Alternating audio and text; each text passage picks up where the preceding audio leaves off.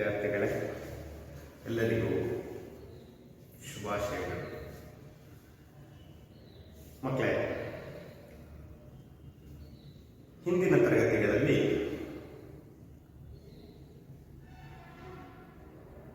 ಹತ್ತನೇ ತರಗತಿ ಗದ್ಯಪಾಠ ಭಾಗ್ಯಶಿಲ್ಪಿಗಳು ಈ ಪಾಠದಲ್ಲಿ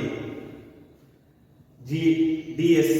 ಜಯಪ್ಪ ಗೌಡ, ನಾಲ್ವಡಿ ಕೃಷ್ಣರಾಜ ಒಡೆಯರು ಈ ವಿಚಾರಗಳ ಬಗ್ಗೆ ತಿಳ್ಕೊತಾ ಇದ್ದೀವಿ. ಹಿಂದಿನ ತರಗತಿಯ ವಿಷಯಗಳನ್ನು ಪುನರ್ಮನನ ಮಾಡಿಕೊಂಡು ಇವತ್ತಿನ ತರಗತಿಯಲ್ಲಿ ಉಳಿದ ಭಾಗವನ್ನು ತಿಳ್ಕೊಳ್ಳೋಣ. ನಾಲ್ವಡಿ ಕೃಷ್ಣರಾಜ ಒಡೆಯರು ಪಟ್ಟಾಭಿಷಿಕ್ತರಾಗಿ ಮೈಸೂರಿನ ಸರ್ವತೋಮುಖ ಅಭಿವೃದ್ಧಿಗೆ ಸಹಕಾರವನ್ನು ನೀಡ್ತಾರೆ ಮಕ್ಕಳೇ. ಅವರ ಜೊತೆಗೆ ಶೇಷಾದ್ರಿ ಅವರು ಕೂಡ ದಿವಾನರಾಗಿ ಕಾರ್ಯನಿರ್ವಹಿಸಿದಂಥವರು, ಅವರು ಕೂಡ ಸಹಕಾರವನ್ನು ನೀಡಿ ಮಾದರಿ ಮೈಸೂರನ್ನಾಗಿ ನಾಲ್ವಡಿ ಕೃಷ್ಣರಾಜ ಒಡೆಯರು ಕಾರ್ಯವನ್ನು ನಿರ್ವಹಿಸಿದರು.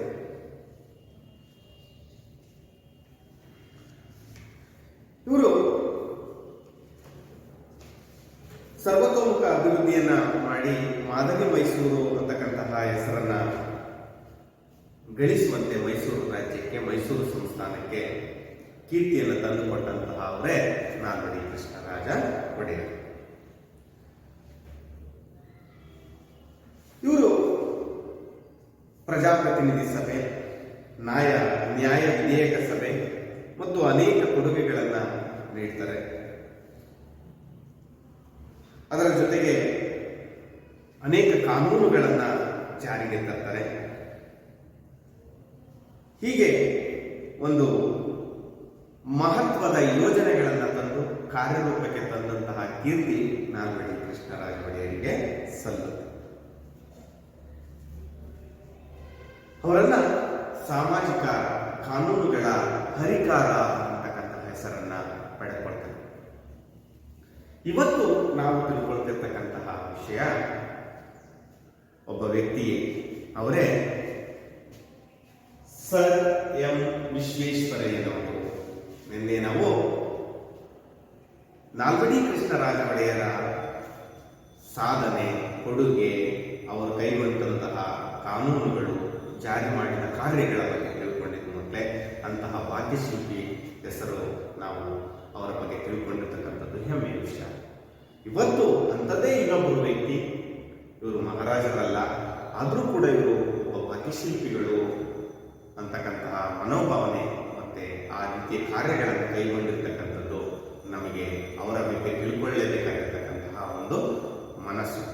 ಹಾಗಾಗಿ ಇವತ್ತು ನಾವು ಸರ್ ಎಂ ವಿಶ್ವೇಶ್ವರಯ್ಯನವರ ಬಗ್ಗೆ ತಿಳ್ಕೊಳ್ಳೋಣ.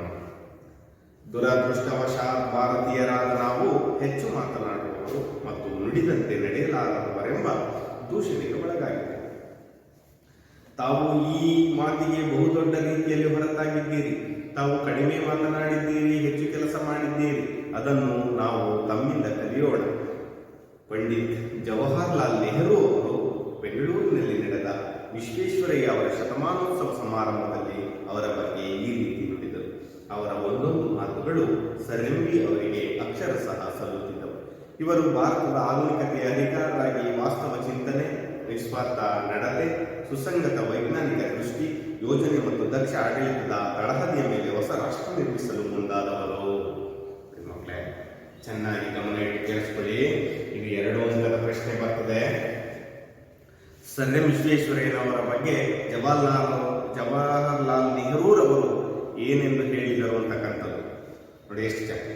ದುರದೃಷ್ಟವಶಃ ನಮ್ಮ ಬಗ್ಗೆ ಬೇರೆ ರಾಷ್ಟ್ರಗಳು ಈ ರೀತಿ ಮಾತನಾಡ್ಕೋತಾ ಇದ್ದಾರೆ. ಕಾರಣ ಏನಂತ, ಭಾರತೀಯರನ್ನು ನಾವು ಹೆಚ್ಚು ಮಾತನಾಡುವವರು.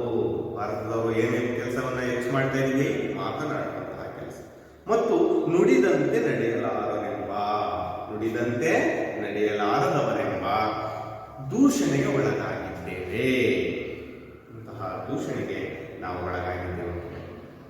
ನಾವು ಭಾರತೀಯರೆಲ್ಲರೂ ಬೇರೆ ರಾಷ್ಟ್ರಕ್ಕೆ ಹೇಗಿದೀವಪ್ಪ ಅಂದರೆ ಹೆಚ್ಚು ಮಾತನಾಡುವವರು, ನುಡಿದಂತೆ ನಡೆಯಲಾರದವರು ಅಂತಹ ಒಂದು ದೂಷಣೆಗೆ ನಾವು ಒಳಗಾಗಿದ್ದೇವೆ. ಆದರೆ ತಾವು ಈ ಮಾತಿಗೆ ಬಹು ದೊಡ್ಡ ರೀತಿಯಲ್ಲಿ ಹೊರತಾಗಿದ್ದೀರಿ. ತಾವು ಅಂದ್ರೆ ಯಾರ ಮಕ್ಕಳಲ್ಲಿ? ಜವಾಹರ್ಲಾಲ್ ನೆಹರು ಅವರು ಹೇಳ್ತಿರ್ತಕ್ಕಂಥ ಮಾತು ಇದು. ಯಾರಿಗೆ? ವಿಶ್ವೇಶ್ವರಯ್ಯನವರಿಗೆ. ಹೆಚ್ಚು ಕೆಲಸ ಮಾಡಿದ್ದೀರಿ, ತಾವು ಕಡಿಮೆ ಮಾತನಾಡಿದ್ದೀರಿ, ಹೆಚ್ಚು ಕೆಲಸ ಮಾಡಿದ್ದೀರಿ, ಅದನ್ನು ನಾವು ತಮ್ಮಿಂದ ಕಲಿಯೋಣ. ನೋಡಿ ಎಷ್ಟು ಚೆನ್ನಾಗಿ ಹೇಳ್ತಾರೆ ಮಕ್ಕಳು. ತಾವು ಕಡಿಮೆ ಮಾತನಾಡಿದ್ದೀರಿ,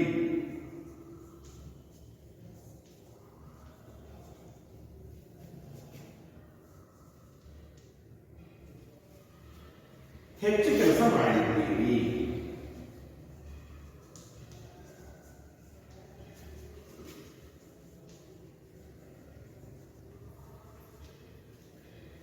ಅದನ್ನು ನಾವು ತಮ್ಮಿಂದ ಕಲಿಯೋಣ.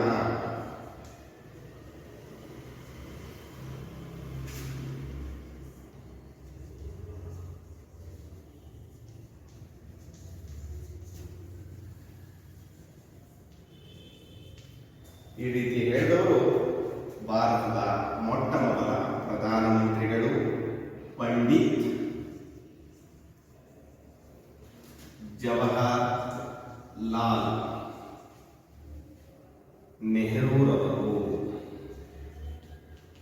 ಇವರು ವಿಶ್ವೇಶ್ವರಯ್ಯನವರ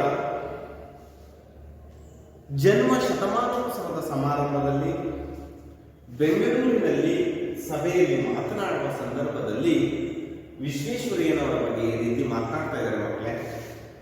ತಾವು ಕಡಿಮೆ ಮಾತನಾಡಿದ್ದೀರಿ, ಹೆಚ್ಚು ಕೆಲಸ ಮಾಡಿದ್ದೀರಿ, ಅದನ್ನು ನಾವು ತಮ್ಮಿಂದ ಕಲಿಯೋಣ. ನಾವು ಯಾವ ರೀತಿ ದೂಷಣೆಗೊಳಗಾಗಿದ್ದೀವಿ? ಭಾರತೀಯರೆಲ್ಲರೂ ಕೂಡ ಹೆಚ್ಚು ಮಾತನಾಡ್ತಕ್ಕಂಥವರು, ನುಡಿದಂತೆ ನಡೆಯಲಾರದವರು ಎಂಬ ಒಂದು ದೂಷಣೆಗೆ ನಾವು ಒಳಗಾಗಿದ್ದೇವೆ. ಆದರೆ ಈ ಮಾತಿಗೆ ನೀವು ಬಹುದೊಡ್ಡ ರೀತಿಯಲ್ಲಿ ಹೊರತಾಗಿದ್ದೀರಿ. ತಾವು ಕಡಿಮೆ ಮಾತನಾಡಿದ್ದೀರಿ, ಹೆಚ್ಚು ಕೆಲಸ ಮಾಡಿದ್ದೀರಿ, ಅದನ್ನು ನಾವು ತಮ್ಮಿಂದ ಕಲಿಯೋಣ ಅಂತಕ್ಕಂತಹ ಮಾತುಗಳನ್ನ ಹೇಳಿದ್ರು ಮಕ್ಕಳೇ. ಯಾವ ಒಂದು ಸಮಾರಂಭದಲ್ಲಿ? ವಿಶ್ವೇಶ್ವರಯ್ಯನವರ ಶತಮಾನೋತ್ಸವ ಸಮಾರಂಭದಲ್ಲಿ ಬೆಂಗಳೂರಿನಲ್ಲಿ ನುಡಿದಂತಹ ಮಾತು ಮಕ್ಕಳೇ. 1960ನೇ ಇಸ್ವಿಯಲ್ಲಿ 100 ವರ್ಷ ಪೂರೈಸಿದಂತಹ ನಮ್ಮ ಸರ್ ಎಂ ವಿಶ್ವೇಶ್ವರಯ್ಯನವರಿಗೆ ಒಂದು ಸಮಾರಂಭ ನಡೆಯುತ್ತೆ. ಆ ಸಮಾರಂಭದಲ್ಲಿ ಭಾರತದ ಪ್ರಧಾನಮಂತ್ರಿಗಳಾಗಿದ್ದಂತಹ ಜವಾಹರ್ಲಾಲ್ ನೆಹರೂರವರು ಆಗಮಿಸಿ ಈ ರೀತಿಯ ಮಾತುಗಳನ್ನ ಈ ರೀತಿ ನುಡಿದರು. ಅವರ ಒಂದೊಂದು ಮಾತುಗಳು ಸರ್ ಎಂ ವಿ ಅವರಿಗೆ ಅಕ್ಷರಶಃ ಸಲ್ಲುತ್ತಿದ್ದವು. ಕೆಲವು ಇತ್ತೀಚಿನ ರಾಜಕಾರಣಿಗಳು ಅವ್ರು ಮಾಡೋದೇ ಒಂದು, ಸಭೆಯಲ್ಲಿ ನಿಂತ್ಕೊಂಡಾಗ ಮಾತನಾಡದೆ ಒಂದು, ಅವರಿಗೆ ಆ ಹೋಲಿಕೆನೇ ಇರೋದಿಲ್ಲ. ಆದರೆ ಇದು ಹಾಗಲ್ಲ ಮಕ್ಕಳೇ. ಜವಾಹರ್ಲಾಲ್ ನೆಹರು ಏನು ಹೇಳ್ತಿದ್ರೋ ಅವೆಲ್ಲ ಮಾತುಗಳು ಯಾರಿಗೆ ಒಪ್ಪುವಂತಿದ್ವು? ಸರ್ ಎಂ ವಿ ಅವರಿಗೆ ಒಪ್ಪುವಂತಿದ್ವು, ಸಲ್ಲುವಂತಿದ್ವು. ಇವರು ಭಾರತದ ಆಧುನಿಕ ಅಧಿಕಾರ ನೋಡಿ, ಅವರು ಸಾಮಾಜಿಕ ಕಾನೂನುಗಳ ಅಧಿಕಾರ, ಇವರು ಆಧುನಿಕತೆಯ ಅಧಿಕಾರ.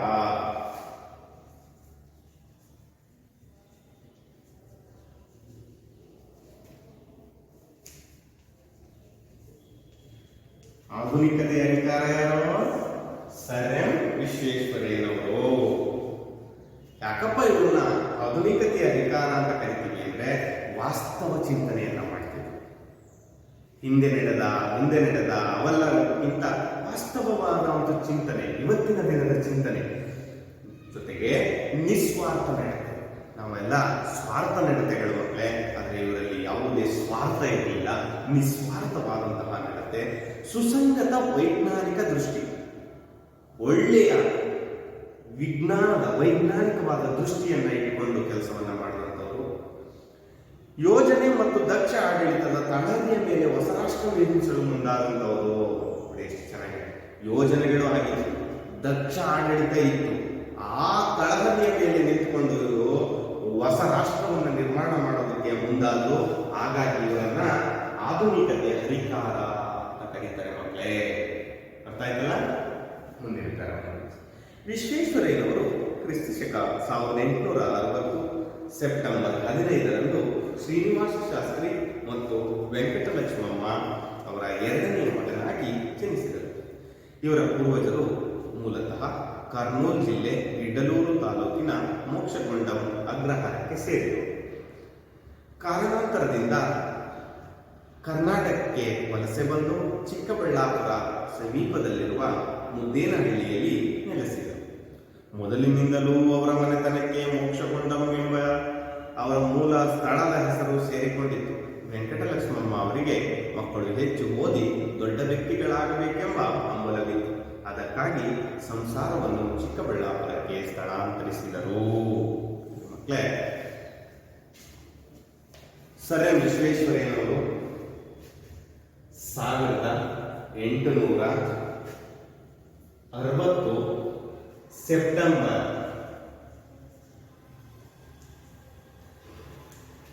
15ರಂದು ಜನಿಸ್ತಾರೆ ಮಕ್ಕಳೇ. ತಂದೆ ಶ್ರೀನಿವಾಸ ಶಾಸ್ತ್ರಿ ಮತ್ತು ತಾಯಿ ವೆಂಕಟಲಕ್ಷ್ಮಮ್ಮ. ವಿಶ್ವೇಶ್ವರಯ್ಯನವರ ತಂದೆ ತಾಯಿಯ ಹೆಸರೇನು? ಶ್ರೀನಿವಾಸ ಶಾಸ್ತ್ರಿ, ವೆಂಕಟಲಕ್ಷ್ಮಮ್ಮ. ಎಷ್ಟರಲ್ಲಿ ಜನಿಸಿದ್ದಾರೆ ಇವರು? 1860 ಸೆಪ್ಟೆಂಬರ್ 15ರಂದು ಜನಿಸ್ತಾರೆ ಮಕ್ಕಳೇ. ಇವರು ಎರಡನೆಯ ಮಗನಾಗಿ ಜನಿಸ್ತಕ್ಕಂಥದ್ದು ಮಕ್ಕಳೇ. ಒಟ್ಟು ಈ ಶ್ರೀನಿವಾಸ ಶಾಸ್ತ್ರಿ, ವೆಂಕಟಲಕ್ಷ್ಮಮ್ಮ ಅವರಿಗೆ 6 ಜನ ಮಕ್ಕಳು. ಆದರೆ ವಿಶ್ವೇಶ್ವರಯ್ಯನವರು ಎರಡನೇ ಮಗನಾಗಿ ಜನ್ಮವನ್ನ ಧರಿಸ್ತಾರೆ. ಇವರ ಪೂರ್ವಜರು ಮೂಲತಃ ಕರ್ನೂಲ್ ಜಿಲ್ಲೆ ಇಡ್ಡಲೂರು ತಾಲೂಕಿನ ಮೋಕ್ಷಗೊಂಡಂ ಎಂಬ ಅಗ್ರಹಾರಕ್ಕೆ ಸೇರಿದವರು. ಕರ್ನೂಲ್ ಜಿಲ್ಲೆಗೆ ಸೇರಿರ್ತಕ್ಕಂತಹ ಇಡ್ಡಲೂರು ತಾಲೂಕಿನ ಮೋಕ್ಷಗೊಂಡಂ, ಇದನ್ನು ಚೆನ್ನಾಗಿ ನೆನಪಲ್ಲಿಟ್ಕೊಂಡು ಮಾಡಿ.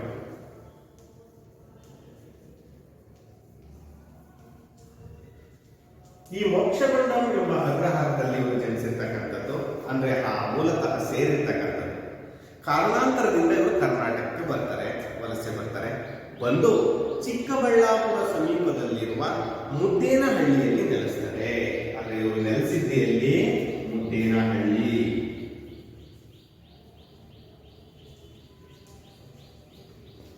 ಚಿಕ್ಕಬಳ್ಳಾಪುರ ಸಮೀಪ ಇರತಕ್ಕಂತಹ ಒಂದು ಹಳ್ಳಿ, ಅದು ಮುದ್ದೇನಹಳ್ಳಿಯಲ್ಲಿ ಇವರು ನೆಲೆಸಿರ್ತಾರೆ. ಮೊದಲಿನಿಂದಲೂ ಇವರ ಮನೆತನಕ್ಕೆ ಯಾವ ಹೆಸರಿತ್ತೋ ಅವರ ಮೂಲ ಸ್ಥಳವಾದಂತಹ ಮೋಕ್ಷಗೊಂಡಂ ಎಂಬ ಹೆಸರೇ ಅವರ ಹೆಸರಿನ ಜೊತೆಯಲ್ಲಿ ಸೇರಿಕೊಂಡಿತ್ತು ಮಕ್ಕಳೇ. ಆದರೆ ಇವರ ತಾಯಿ ವೆಂಕಟಲಕ್ಷ್ಮಮ್ಮ ಅವರಿಗೆ ಮಕ್ಕಳು ಹೆಚ್ಚು ಓದಿ ದೊಡ್ಡ ವ್ಯಕ್ತಿಗಳಾಗಬೇಕೆಂಬ ಹಂಬಲ ಇತ್ತು. ಅವರ ತಾಯಿಯವರಿಗೆ ಇದ್ದಂತಹ ಹಂಬಲ ಏನು? ತಮ್ಮ ಮಕ್ಕಳು ಹೆಚ್ಚು ಓದಿ ದೊಡ್ಡ ವ್ಯಕ್ತಿಗಳಾಗಬೇಕು ಅಂತಕ್ಕಂತಹ ಮಹದಾಶಯವನ್ನು ಇಟ್ಕೊಂಡು ಓದಿಸಿದಂತಹ ತಾಯಿ ವೆಂಕಟಲಕ್ಷ್ಮಮ್ಮ. ಅದಕ್ಕಾಗಿ ಅವರು ಸಂಸಾರವನ್ನ ಮುದ್ದೇನಹಳ್ಳಿಯಿಂದ ಎಲ್ಲಿಗೆ ಸ್ಥಳಾಂತರಿಸ್ತಾರೆ? ಚಿಕ್ಕಬಳ್ಳಾಪುರಕ್ಕೆ ಸ್ಥಳಾಂತರಿಸ್ತಾರೆ.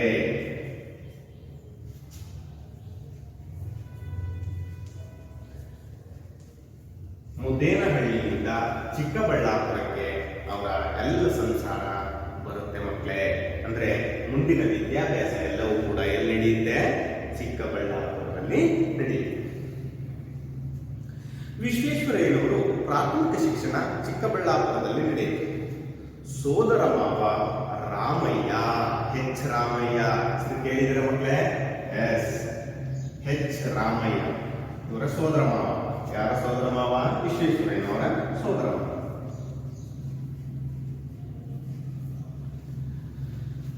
ಅವರ ಮಾರ್ಗದರ್ಶನದಂತೆ ಬೆಂಗಳೂರಿನ ವೆಸ್ಲೇನ್ ಪ್ರೌಢಶಾಲೆಯಲ್ಲಿ ಪ್ರೌಢ ಶಿಕ್ಷಣವನ್ನು, ಸೆಂಟ್ರಲ್ ಕಾಲೇಜಿನಲ್ಲಿ 2 ವರ್ಷಗಳ ಇಂಟರ್ಮೀಡಿಯೇಟ್ ಮತ್ತು 3 ವರ್ಷಗಳ BA ಪದವಿ ಶಿಕ್ಷಣವನ್ನು ಪಡೆದರು. ವ್ಯಾಸಂಗದಲ್ಲಿ ಗಮನಿಷ್ಠರಾಗಿದ್ದ ಅವರು ಜೀವನದಲ್ಲಿ ಉನ್ನತವಾದದ್ದನ್ನು ಸಾಧಿಸಬೇಕೆಂಬ ದೃಢ ನಿರ್ಧಾರವನ್ನು ಹೊಂದಿದ್ದರು. ಅದಕ್ಕೆ ತಕ್ಕನಾದ ಪ್ರತಿಭೆ, ಮನೋಸ್ಥೈರ್ಯ ಅವರಲ್ಲಿತ್ತು. ಅಂದಿನ ಮೈಸೂರು ದಿವಾನರಾಗಿದ್ದ ಸಿ ರಂಗಾಚಾರ್ಯರವರು ನೀಡಿದ ವಿದ್ಯಾರ್ಥಿ ವೇತನ ಸೌಲಭ್ಯವನ್ನು ಬಳಸಿಕೊಂಡು ಪೂನಾದ ಇಂಜಿನಿಯರಿಂಗ್ ಕಾಲೇಜಿನಲ್ಲಿ ಡಿಪ್ಲೊಮೊ ಶಿಕ್ಷಣವನ್ನು ಪ್ರಥಮ ಸ್ಥಾನದಲ್ಲಿ ಪಡೆದು ಜೇಮ್ಸ್ ಬರ್ಕ್ಲಿ ಎಂಬ ಬಹುಮಾನಕ್ಕೂ ಪಾತ್ರರಾದರು. ಮಕ್ಕಳೇ ಚೆನ್ನಾಗಿ ನೆನಪಲ್ಲಿಟ್ಕೊಳ್ಳಿ. ವಿಶ್ವೇಶ್ವರಯ್ಯನವರು ಪ್ರಾಥಮಿಕ ಶಿಕ್ಷಣ ಚಿಕ್ಕಬಳ್ಳಾಪುರದಲ್ಲಿ ನಡೆಯುತ್ತೆ. ಅವರ ಪ್ರಾಥಮಿಕ ಶಿಕ್ಷಣ ಎಲ್ಲಿ ನಡೆಯುತ್ತೆ? ಚಿಕ್ಕಬಳ್ಳಾಪುರ. ಅಂದ್ರೆ ಸೋದರ ಮಾವ ಬೆಂಗಳೂರಿನಲ್ಲಿ ಇರ್ತಾರೆ. ಯಾರ ಸೋದರ ಮಾವ? ವಿಶ್ವೇಶ್ವರಯ್ಯನವರ ಸೋದರ ಮಾವ. ಯಾರು? ಎಚ್ ರಾಮಯ್ಯ. ಇವರ ಮಾರ್ಗದರ್ಶನದಂತೆ ಅವರು ಬೆಂಗಳೂರಿನ ವೆಸ್ಲಿಯನ್ ಪ್ರೌಢಶಾಲೆಯಲ್ಲಿ ಪ್ರೌಢ ಶಿಕ್ಷಣವನ್ನು ಮುಗಿಸ್ತಾರೆ. ಪ್ರೌಢ ಶಿಕ್ಷಣ ಎಲ್ಲಿ ನಡೆಯುತ್ತೆ? ವೆಸ್ಲಿಯನ್ ಪ್ರೌಢಶಾಲೆ.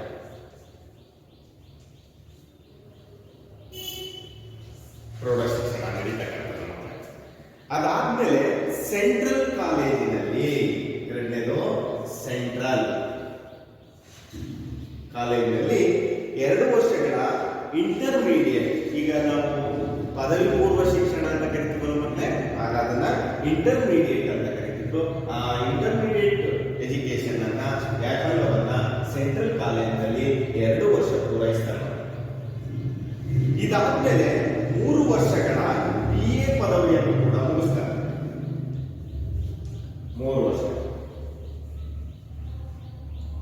ಅದೇ ಕಾಲೇಜಿನಲ್ಲಿ 2 ವರ್ಷದ ಇಂಟರ್ಮೀಡಿಯೇಟ್, 3 ವರ್ಷದ BA ಪದವಿಯನ್ನು ಕೂಡ ಶಿಕ್ಷಣವನ್ನು ಪಡ್ಕೋತಾರೆ. ವ್ಯಾಸಂಗದಲ್ಲಿ ಕ್ರಮನಿಷ್ಠರಾಗಿದ್ರು. ಕ್ರಮನಿಷ್ಠತೆ ಇರಬೇಕು. ವ್ಯಾಸಂಗ ಚೆನ್ನಾಗಿ ನೀವು ಮಾಡಬೇಕು ಅಂದ್ರೆ ಕ್ರಮವಾಗಿ ಓದಬೇಕು, ನಿಷ್ಠೆಯಿಂದ ಓದಬೇಕು. ಕ್ರಮನಿಷ್ಠರಾಗಿದ್ರೆ ಅವರ ಜೀವನದಲ್ಲಿ ಉನ್ನತವಾದದ್ದನ್ನ ಸಾಧಿಸಬಹುದು, ದೃಢ ನಿರ್ಧಾರವನ್ನು ಹೊಂದಬಹುದು. ನೋಡಿ ಎಷ್ಟು ಚೆನ್ನಾಗಿದೆ. ಜೀವನದಲ್ಲಿ ಉನ್ನತವಾದದ್ದನ್ನು ಸಾಧಿಸಬೇಕೆಂಬ ದೃಢ ನಿರ್ಧಾರವನ್ನು ಹೊಂದಿದ್ದರು. ಹೆಂಗೆ ಅಂದ್ರೆ ಅವರ ಒಂದು ವಿದ್ಯಾಭ್ಯಾಸದಲ್ಲಿ ಕ್ರಮನಿಷ್ಠರಾಗಿದ್ದರು. ಅದಕ್ಕೆ ತಕ್ಕನಾದ ಪ್ರತಿಭೆ ಅವರಲ್ಲಿತ್ತು, ಮನೋಸ್ಥೈರ್ಯ ಇತ್ತು. ಮನೋಸ್ಥೈರ್ಯ ಮುಖ್ಯ. ನಮ್ಮ ಮನಸ್ಸಿನಲ್ಲಿ ಧೈರ್ಯ ಇರಲಿಲ್ಲ, ಆತ್ಮವಿಶ್ವಾಸ ಇರಲಿಲ್ಲ, ಪ್ರತಿಭೆ ಇಲ್ಲ ಅಂದ್ರೆ ಯಾರು ಆ ಒಂದು ಸಾಧನೆಯನ್ನು ಮಾಡಲಿಕ್ಕೆ ಸಾಧ್ಯ ಇಲ್ಲ. ನಮಗೆ ಪ್ರತಿಭೆಯ ಜೊತೆಗೆ ಮನೋಸ್ಥೈರ್ಯ ಕೂಡ ಇದ್ರೆ ಏನು ಬೇಕಾದ್ರೂ ಸಾಧಿಸಬಹುದು. ಇವರು ವಿದ್ಯಾಭ್ಯಾಸವನ್ನ ಮಾಡ್ತಿದ್ದಂತ ಸಂದರ್ಭದಲ್ಲಿ ಮೈಸೂರಿನ ದಿವಾನರಾಗಿದ್ದಂಥವರು ಸಿ ರಂಗಾಚಾರ್ಲು. ಇದು ನೆನಪಲ್ಲಿರಲಿ ಮಕ್ಕಳೇ.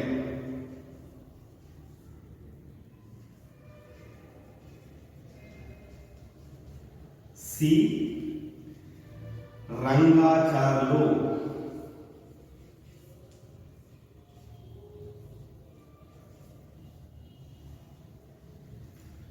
ಇವರು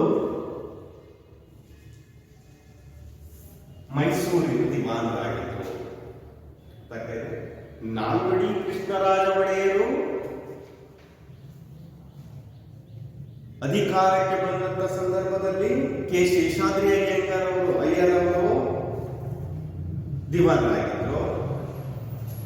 ಇವರು ವಿದ್ಯಾಭ್ಯಾಸ ಮಾಡಬೇಕಾದಂತ ಸಂದರ್ಭದಲ್ಲಿ ಸಿ ರಂಗಾಚಾರ್ಯರವರು ದಿವಾನರಾಗಿದ್ರು. ಮಕ್ಕಳೇ, ಆ ಸಿ ರಂಗಾಚಾರ್ಯರವರು ವಿದ್ಯಾರ್ಥಿ ವೇತನದ ಸೌಲಭ್ಯಗಳನ್ನ ನೀಡಿಕೊಟ್ಟಿದ್ರು. ವಿದ್ಯಾರ್ಥಿಗಳ ವಿದ್ಯಾಭ್ಯಾಸದ ಅನುಕೂಲಕ್ಕಾಗಿ. ಇಲ್ಲೂ ಕೂಡ ವಿದ್ಯಾರ್ಥಿಗಳ ಇದೆಯಲ್ವಾ, ಸ್ಕಾಲರ್ಶಿಪ್ ಅಂತ ಕರಿತೀವಲ್ವಾ, ಹಾಗೆಯೇ ಅವತ್ತಿಗೂ ಕೂಡ ವಿದ್ಯಾರ್ಥಿ ವೇತನ ಸೌಲಭ್ಯ ಇತ್ತು ಮಕ್ಕಳೇ. ಆ ವಿದ್ಯಾರ್ಥಿ ವೇತನದ ಸೌಲಭ್ಯವನ್ನು ಬಳಸಿಕೊಂಡು ಪೂನಾದ ಇಂಜಿನಿಯರಿಂಗ್ ಕಾಲೇಜಿನಲ್ಲಿ ಎಲ್ಲಿಗೆ ಹೋಗ್ತಾರೆ? ಡಿಪ್ಲೊಮಾ ಮಾಡಲಿಕ್ಕೆ ಪೂನಾ ಹೋಗ್ತಾರೆ ಮಕ್ಕಳೇ. ಅಲ್ಲಿ ಡಿಪ್ಲೊಮಾ ಶಿಕ್ಷಣವನ್ನು ಮುಗಿಸ್ತಾರೆ.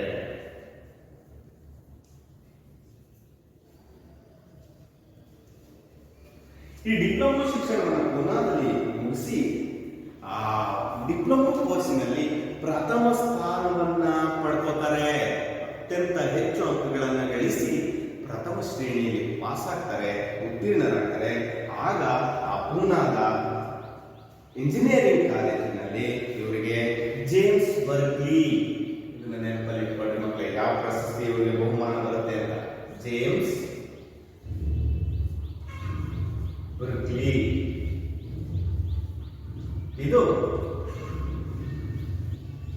ಬ್ರಿಟನ್ನಿನ ಒಬ್ಬ ಬರಹಗಾರನ ಹೆಸರು. ಅವರ ಹೆಸರಿನಲ್ಲಿ ಒಂದು ಬಹುಮಾನವನ್ನು ಕೊಡ್ತಾ ಇರ್ತಾರೆ. ಈ ಬಹುಮಾನವನ್ನು ಪಡೆದುಕೊಂಡಂತವ್ರೆ ಸರ್ ಎಂ ವಿಶ್ವೇಶ್ವರಯ್ಯನವರು. ಅರ್ಥ ಆಗ್ತಿದೆ ಮಕ್ಕಳೇ? ಇಲ್ಲಿಗೆ ಅವರ ವಿದ್ಯಾಭ್ಯಾಸ ಮುಗಿದ ಮಕ್ಕಳು. ಅವರ ಒಂದು ಜನನ, ಅವರ ತಂದೆ ತಾಯಿ, ಅವರು ಯಾವ ಮೂಲ ಸ್ಥಳದವರು, ಅದರ ಜೊತೆಗೆ ಅವರ ವಿದ್ಯಾಭ್ಯಾಸ ಇಷ್ಟು. ಅದಾದ್ಮೇಲೆ ಅವರು ಕೆಲಸಕ್ಕೆ ಸೇರ್ತಾರೆ. ಕೆಲಸಕ್ಕೆ ಸೇರಿದಾಗ ಯಾವ ರೀತಿ ಕಾರ್ಯವನ್ನು ನಿರ್ವಹಿಸ್ತಾರೆ ಅಂತಕ್ಕಂಥದ್ದನ್ನ ಗಮನಿಸಿ. ವಿಶ್ವೇಶ್ವರಯ್ಯನವರು 1884ರಲ್ಲಿ ಮುಂಬೈ ಪ್ರಾಂತ್ಯದ ಲೋಕೋಪಯೋಗಿ ಇಲಾಖೆಯಲ್ಲಿ ಸಹಾಯಕ ಎಂಜಿನಿಯರ್ ಆಗಿ ಸೇವೆ ಪ್ರಾರಂಭಿಸಿದರು. ಖಾಂದೇಶ ಮತ್ತು ನಾಸಿಕ್ ಜಿಲ್ಲೆಗಳಲ್ಲಿ ಹರಿಯುತ್ತಿದ್ದ ಪಂಜ್ರಾ ನದಿಯ ನೀರಾವರಿ ಕಾಲುವೆಗೆ ತೂಗು ಮೇಲ್ಕಾಲುವೆಗಳನ್ನು ನಿರ್ಮಿಸುವ ಕಾರ್ಯದಲ್ಲಿ ಯಶಸ್ಸು ಗಳಿಸಿ ಮೇಲಧಿಕಾರಿಗಳ ಮೆಚ್ಚುಗೆಗೆ ಪಾತ್ರರಾದರು. ಮುಂಬೈ ಸರ್ಕಾರದ ಸೂಚನೆಯ ಮೇರೆಗೆ ಸಿಂಧ್ ಪ್ರಾಂತ್ಯದ ಸುಕ್ಕೂರು ಪಟ್ಟಣಕ್ಕೆ ಕುಡಿಯುವ ನೀರಿನ ಪೂರೈಕೆಯ ಕಾರ್ಯವನ್ನು ಯಶಸ್ವಿಯಾಗಿ ಪೂರೈಸಿದರು. ಅಂದಿನ ಮುಂಬೈ ಪ್ರಾಂತ್ಯದ ಗವರ್ನರ್ ಆಗಿದ್ದ ಲಾರ್ಡ್ ಸೆಂಟ್ ಹರ್ಸ್ಟ್ ಅವರು ಇವರನ್ನ ಮುಕ್ತ ಕಂಠದಿಂದ ಹೊಗಳಿದರು. ಪೂನಾದ ಮುಕ್ತ ಕಾಲುವೆಗೆ ನೀರಿನ ನೆಲೆಯಾಗಿ ಪೀಪ್ ಜಲಾಶಯಕ್ಕೆ ಸ್ವಯಂಚಾಲಿತ ಬಾಗಿಲುಗಳನ್ನು ಅಳವಡಿಸಿದರು. ಸ್ವಯಂಚಾಲಿತ ಬಾಗಿಲುಗಳ ಅನ್ವೇಷಣೆ ವಿಶ್ವೇಶ್ವರಯ್ಯ ಅವರ ಸಾಧನೆಯ ಕಿರೀಟಕ್ಕೆ ಮತ್ತೊಂದು ಗರಿಯನ್ನು ಸೇರಿಸಿತು. ಇದನ್ನೇ ಮುಂದೆ ವಲಯದ ತೀವ್ರ ಜಲಾಶಯಕ್ಕೂ ಮೈಸೂರಿನ ಕೃಷ್ಣರಾಜ ಸಾಗರ್, ಈಗಿನ ಮಂಡ್ಯ ಜಿಲ್ಲೆಯ ಜಲಾಶಯಕ್ಕೂ ಅಳವಡಿಸಲಾಯಿತು. ಮುಂದೆ 4 ವರ್ಷಗಳ ಕಾಲ ಮುಂಬೈ ಪ್ರಾಂತ್ಯದ ಸ್ಯಾನಿಟರಿ ಇಂಜಿನಿಯರ್ ಆಗಿ ನೇಮಕಗೊಂಡರು. ಈ ಹುದ್ದೆಗೆ ನೇಮಕವಾದ ಪ್ರಥಮ ಭಾರತೀಯರು ಎಂಬುದು ಗಮನಾರ್ಹ ಅಂಶ. ಎಷ್ಟು ಚಂದವಾಗಿ ಇವರ ಕಾರ್ಯಗಳನ್ನು ನಿರ್ವಹಿಸಿದ್ದಾರೆ ಅಂತಕ್ಕಂಥದ್ದನ್ನು ಗಮನಿಸಿ. ವಿಶ್ವೇಶ್ವರಯ್ಯನವರು 1884ರಲ್ಲಿ ಅವರು ಇಂಜಿನಿಯರ್ ಹುದ್ದೆಯಲ್ಲಿ ಸೇರ್ಕೊಳ್ತಾರೆ. ಇದನ್ನ ಗಮನಿಸಿ. 1884ರಲ್ಲಿ ಮುಂಬೈ ಪ್ರಾಂತ್ಯದ ಲೋಕೋಪಯೋಗಿ ಇಲಾಖೆಯಲ್ಲಿ ಸಹಾಯಕ ಇಂಜಿನಿಯರ್ ಆಗಿ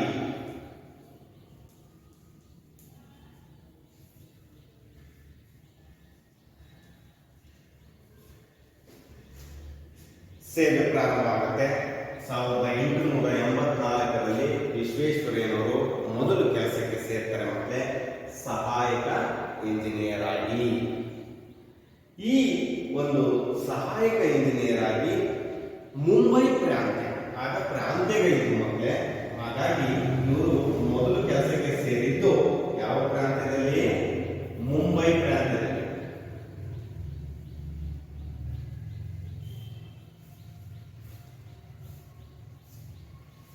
ಈ ಮುಂಬೈ ಪ್ರಾಂತ್ಯದ ಲೋಕೋಪಯೋಗಿ ಇಲಾಖೆಯಲ್ಲಿ ಮೊದಲು ತಮ್ಮ ಸೇವೆಯನ್ನು ಪ್ರಾರಂಭಿಸ್ತಾರೆ. ಆಗ ಖಾಂದೇಶ ಮತ್ತು ನಾಸಿಕ್ ಜಿಲ್ಲೆ, ಮುಂಬೈ ಪ್ರಾಂತ್ಯದಲ್ಲಿದ್ದಂತಹ 2 ಜಿಲ್ಲೆಗಳು ಮಕ್ಕಳಿಗೂ ಖಾನ್ ದೇಶ ಮತ್ತು ನಾಸಿಕ್ ಅಂತಕ್ಕಂತಹ ಜಿಲ್ಲೆ. ಈ ಒಂದು ಜಿಲ್ಲೆಗಳಲ್ಲಿ ಹರಿಯುತ್ತಿದ್ದಂತಹ ನದಿ ಯಾವಪ್ಪ ಅಂದ್ರೆ ಪಂಜ್ರಾ. ಈ ಪಂಜ್ರಾ ನದಿ ನೀರಿನ ಕಾಲುವೆಗೆ ತೂಗು ಮೇಲ್ಗಾಲುವೆಗಳನ್ನು ನಿರ್ಮಿಸುವ ಕಾರ್ಯದಲ್ಲಿ ಯಶಸ್ವಿಯನ್ನು ಗಳಿಸಿದೆ. ಇದು ಹಳ್ಳಕ್ಕೆ ಹೋಗ್ತಾ ಇತ್ತು. ಹಳ್ಳದಿಂದ ಪಕ್ಕದಲ್ಲಿರ್ತಕ್ಕಂತಹ ಜಾಗಕ್ಕೆ ನೀರು ತಗೊಂಡು ಹೋಗ್ಬೇಕು ಅಂದ್ರೆ ಮೇಲ್ತೂಗುಗಳನ್ನು ಮಾಡಬೇಕು.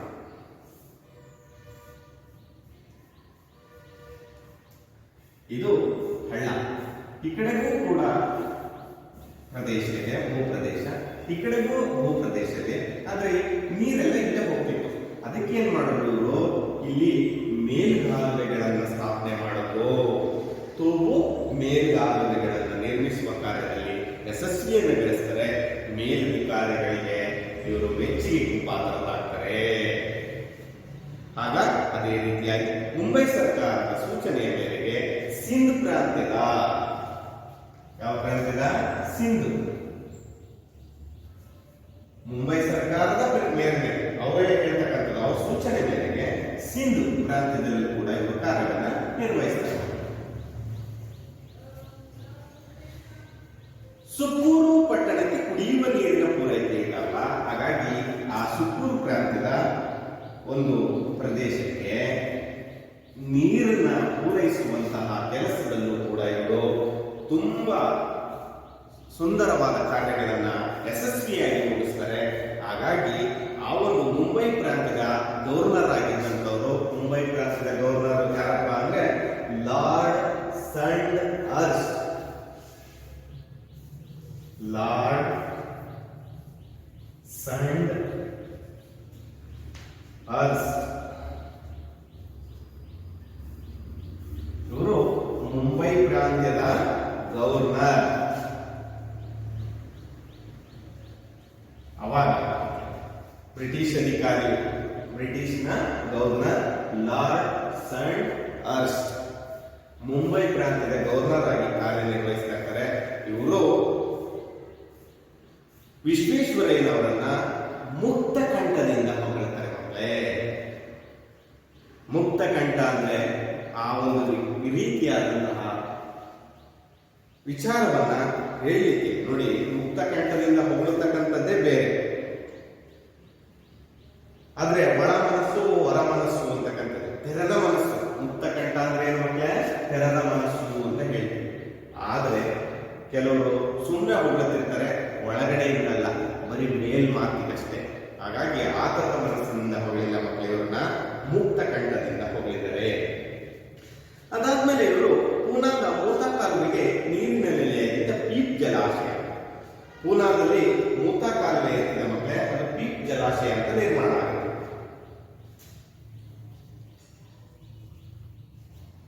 ಪೂನಾದ ಮೂತಾ ಕಾಲುವೆ, ಈ ಮೂತಾ ಕಾಲುವೆಗೆ ನೀರು ಎಲ್ಲಿಂದ ಬರ್ತಿತ್ತಪ್ಪ ಅಂದ್ರೆ ಪೀಪ್ ಜಲಾಶಯದಿಂದ ಬರ್ತಿತ್ತು.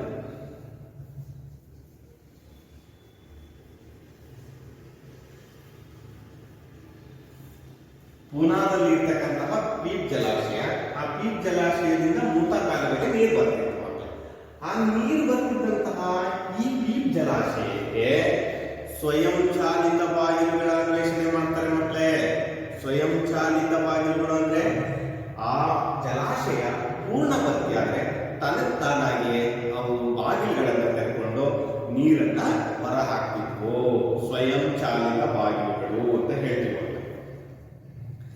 ಪೀಪ್ ಜಲಾಶಯಕ್ಕೆ ಮೊದಲ ಬಾರಿಗೆ ಸ್ವಯಂ ಚಾಲಿತ ಬಾಗಿಲುಗಳನ್ನ ಅಳವಡಿಸಿದರೆ ಸ್ವಯಂ ಚಾಲಿತ ಬಾಗಿಲುಗಳ ಅನ್ವೇಷಣೆ ವಿಶ್ವೇಶ್ವರಯ್ಯನವರ ಸಾಧನೆಯ ಕಿರೀಟಕ್ಕೆ ಏನಾಗ್ತದೆ? ಮತ್ತೊಂದು ಗರಿಯನ್ನ ಸೇರಿಸುತ್ತೆ.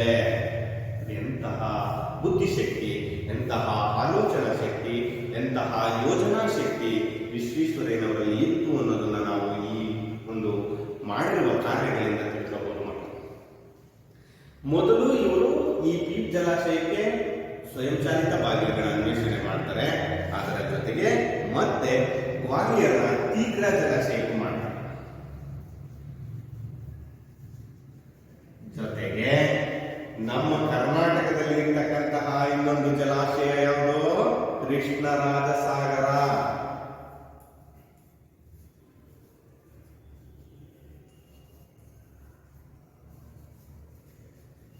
ಈ ಮೂರು ಜಲಾಶಯಗಳಿಗೆ ವಿಶ್ವೇಶ್ವರಯ್ಯನವರು ಸ್ವಯಂ ಚಾಲಿತ ಬಾಗಿಲುಗಳ ಅನ್ವೇಷಣೆಯನ್ನ ಅಥವಾ ಸ್ವಯಂ ಚಾಲಿತ ಬಾಗಿಲುಗಳ ಜೋಡಣೆಯನ್ನ ಅಳವಡಿಸ್ತಾರೆ. ಮಕ್ಕಳೇ, ಈ ಒಂದು ಕೆಲಸವನ್ನ ಮಾಡಿದವರೇ ಸರ್ ಎಂ ವಿಶ್ವೇಶ್ವರಯ್ಯನವರು. ಮುಂದೆ 4 ವರ್ಷಗಳ ಕಾಲ ಮುಂಬೈ ಪ್ರಾಂತ್ಯದ ಸ್ಯಾನಿಟರಿ ಇಂಜಿನಿಯರ್ ಆಗಿ, ಇದು ನಿಮಗೆ ಚೆನ್ನಾಗಿ ನೆನಪಲ್ಲಿರ್ಬೇಕು ಮಕ್ಕಳೇ, ಇವರು ಮುಂಬೈ ಪ್ರಾಂತ್ಯದ ಸ್ಯಾನಿಟರಿ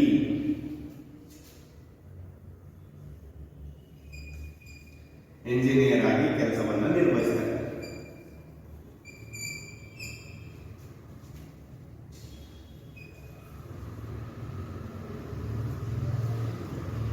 ಸ್ಯಾನಿಟರಿ ಅಂದ್ರೆ ಏನಪ್ಪ ಅಂದ್ರೆ ಸ್ವಚ್ಛತೆಗೆ ಪ್ರಾಧಾನ್ಯ, ಸ್ವಚ್ಛವಾಗಿ ಇರ್ತಕ್ಕಂಥ ಸ್ವಚ್ಛ ನಗರವನ್ನಾಗಿ ಮಾಡ್ತಕ್ಕಂತಹ ಒಂದು ಹುದ್ದೆಯಲ್ಲಿ ಇವರು ಇಂಜಿನಿಯರ್ ಕೆಲಸ ಮಾಡ್ತಾರೆ. ಆ ಸ್ವಚ್ಛದ ಇಂಜಿನಿಯರ್ ಆಗಿ ಕೆಲಸ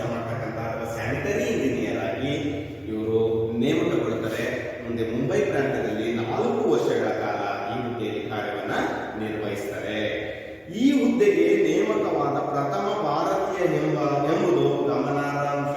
ಅಲ್ಲಿಯವರೆಗೆ ಸ್ಯಾನಿಟರಿ ಇಂಜಿನಿಯರ್ ಆಗಿ ಭಾರತದ ಯಾವ ಪ್ರಜೆಯೂ ಕೂಡ ನೇಮಕ ಆಗಿರುವುದಿಲ್ಲ ಮಕ್ಕಳೇ. ಆದರೆ ವಿಶ್ವೇಶ್ವರಯ್ಯನವರು ಈ ಒಂದು ಹುದ್ದೆಗೆ ಸೇರಿದಂತಹ ಪ್ರಥಮ ಭಾರತೀಯ ಅಂತಕ್ಕಂತಹ ಹೆಸರನ್ನ ಪಡ್ಕೊಳ್ತಾರೆ. ಮಕ್ಕಳೇ, ಅರ್ಥ ಆಗ್ತಾ ಇದೆಯಲ್ಲ? ಇನ್ನು ಉಳಿದ ಭಾಗವನ್ನ ಮುಂದಿನ ತರಗತಿಯಲ್ಲಿ ತಿಳ್ಕೊಳ್ಳೋಣ ಅಂತ ಹೇಳ್ತಾ, ಇವತ್ತಿನ ಪಾಠದಲ್ಲಿ ಎಷ್ಟರ ಮಟ್ಟಿಗೆ ಅರ್ಥ ಆಯಿತು ಅಂತಕ್ಕಂತಹ ವಿಚಾರಗಳನ್ನ ಮೌಲ್ಯಮಾಪನ ಮಾಡೋದಕ್ಕೋಸ್ಕರ ಒಂದು 2-3 ಪ್ರಶ್ನೆಗಳನ್ನ ನಿಮಗೆ ಕೇಳ್ತೀನಿ ಮಕ್ಕಳೇ. ಉತ್ತರಗಳನ್ನ ನೀಡಬೇಕು. ವಿಶ್ವೇಶ್ವರಯ್ಯನವರು ಎಂದು ಜನಿಸಿದರು? ವಿಶ್ವೇಶ್ವರಯ್ಯನವರು ಎಂದು ಜನಿಸಿದ್ರು? 1860 ಸೆಪ್ಟೆಂಬರ್ 15ರಂದು ಜನಿಸಿದರು. Very good. ಡಿಪ್ಲೊಮಾ ಕಾಲೇಜಿನಲ್ಲಿ ಸರ್ ಎಂ ವಿಶ್ವೇಶ್ವರಯ್ಯನವರಿಗೆ ನೀಡಿದ ಬಹುಮಾನ ಯಾವುದು? ಯಾವ ಬಹುಮಾನ ಸಿಗ್ತದೆ ಮಕ್ಕಳೇ? ಪುನಃ ಇಂಜಿನಿಯರಿಂಗ್ ಕಾಲೇಜಿನಲ್ಲಿ ಡಿಪ್ಲೊಮಾ ಶಿಕ್ಷಣವನ್ನು ಮುಗಿಸ್ತಾರೆ. ಆ ಡಿಪ್ಲೊಮಾ ಕಾಲೇಜಿನಲ್ಲಿ ಇವರಿಗೆ ಒಂದು ಬಹುಮಾನ ಕೊಡ್ತಾರೆ. ಯಾಕೆಂದ್ರೆ ಪ್ರಥಮ ಸ್ಥಾನದಲ್ಲಿ ಯಾವುದು? James Berkeley. Very good. ಗೊತ್ತಾಗ್ತಾ ಮಕ್ಕಳೇ? ನೀವು ಇವರ ಒಂದು ಜನನದ ಬಗ್ಗೆ ಮತ್ತು ಅವರ ಪ್ರಾಥಮಿಕ ಮತ್ತು ಶಿಕ್ಷಣದ ಬಗ್ಗೆ ಮತ್ತು ಅವರು ಪ್ರಾರಂಭದ ಸೇವೆಯಲ್ಲಿ ಮಾಡಿದಂತಹ ಸೇವೆಗಳ ಬಗ್ಗೆ ಇವತ್ತು ತಿಳ್ಕೊಂಡು ಮಕ್ಕಳೇ, ಉಳಿದ ಪಾಠ ಮುಂದಿನ ತರಗತಿಯಲ್ಲಿ ತಿಳ್ಕೊಳ್ಳೋಣ ಅಂತ ಹೇಳ್ತಾ ಇವತ್ತಿನ ತರಗತಿಯನ್ನು ಮುಗಿಸ್ತಾ ಇದ್ದೀನಿ.